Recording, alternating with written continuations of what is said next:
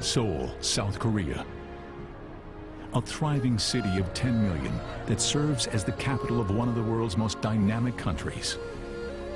Over the last half-century, South Korea has evolved as a significant player on the global economic stage and emerged as a burgeoning cultural mecca. It is a country steeped in tradition, with its sights set firmly on the future. South Korea's success is due to its people, intensely focused with an unrivaled work ethic and an unyielding dedication to perfection. There is perhaps no better example of Korea's success than the world of sports. Never before has the world seen so many great athletes emerge from such a small country so quickly. Over the last 50 years, South Korea has quickly and quietly introduced the world to a new breed of athlete that is as unique as it is dominant. From figure skating to football, Korean athletes don't just compete, they commit themselves completely. This new movement in Korea is the direct result of a handful of individuals, remarkable athletes that have exploded on the world stage.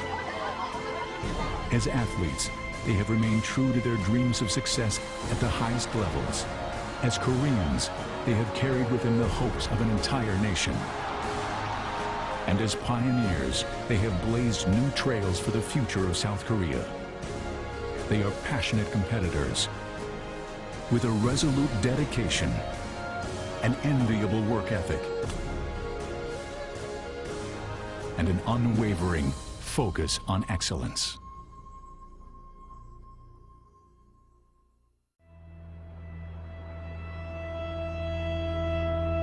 There is a certain poetry to the success of South Korean athletes. As the nation rallies behind an individual, that individual inspires the nation, creating new athletes for the nation to propel forward. And every cycle has a beginning. The Berlin Summer Olympic Games, 1936. In the marathon, Son Ki-jung, a young runner representing Japan, was in the lead. He entered the stadium to cheering crowds with a lead of over 2 minutes on the nearest competitor. Ki-jung wins the Olympic marathon, but the victory is bittersweet. Son Ki-jung was Korean, and in 1936, Korea was under the rule of Japan. Since Korean athletes were not allowed to represent their country, he stood atop the podium with the Japanese flag at full mast, and the stadium filled with the sound of the Japanese national anthem.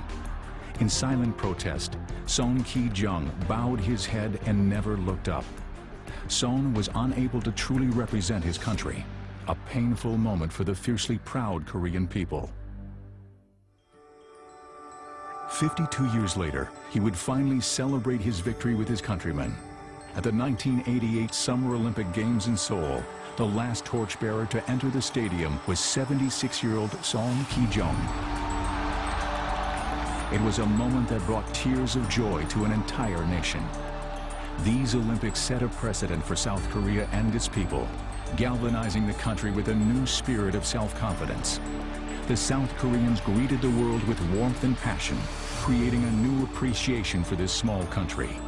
South Korea introduced itself to the world, and the world took notice. 14 years later, South Korea once again opened its doors to the world when it hosted the 2002 FIFA World Cup. And like 1988, the South Koreans proved to be gracious hosts while making it very clear they supported the home team. Big screens were placed in the downtown areas. The Korean fans would come to the downtown 1 hour before kickoff, 2 hours before kickoff, take their place, sit patiently until the game started, and then the squealing would start. You come into the stadium, you see all red colors.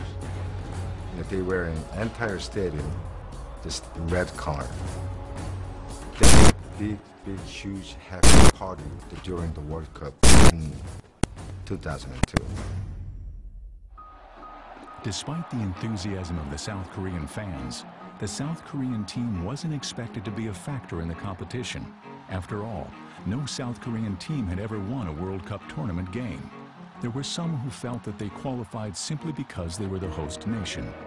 But no one seemed to have mentioned this to South Koreans.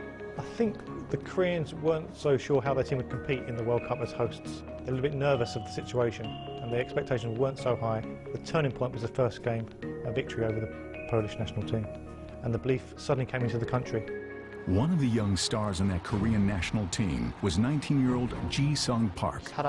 I was a very young player at the time when I was given the honor of representing my country at the World Cup. That in itself is enough motivation to perform well and do your very best. What I also found out is that the people of my country found happiness in watching us play. And that gave me great joy.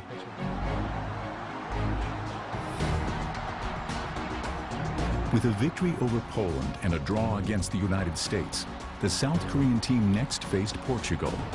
And with the game taking place deep within the heart of South Korea, the Portuguese were at a distinct disadvantage.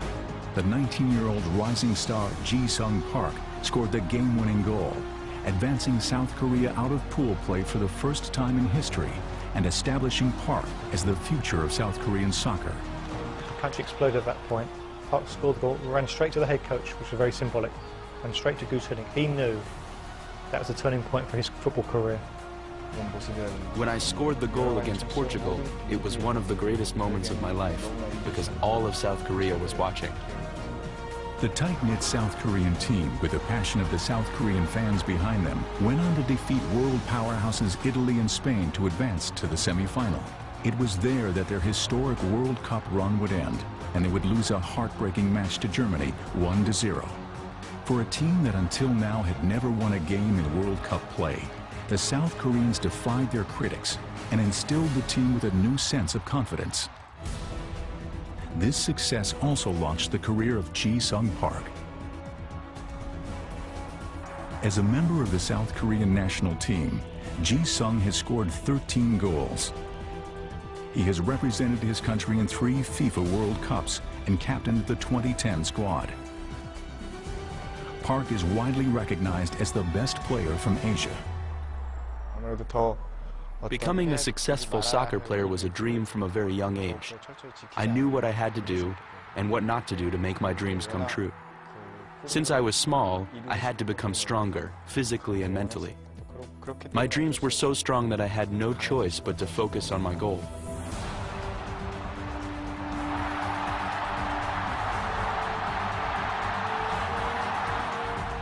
In 2005, Ji-sung became the first Asian to play for Manchester United, a move which many would argue put him at the pinnacle of the sport.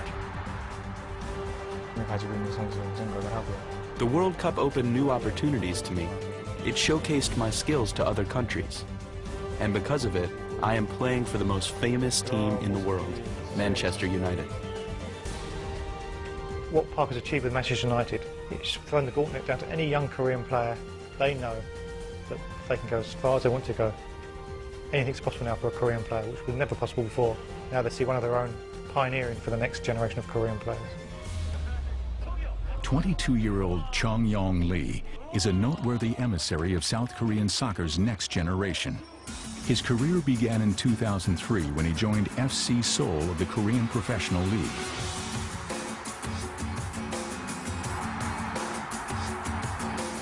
By 2008, he was also named to the South Korean national team.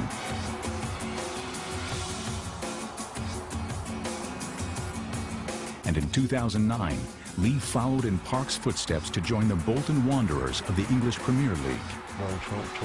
Ji-sung is one of the reasons why I got the opportunity to play in England. He showed that a South Korean player could play at the highest level.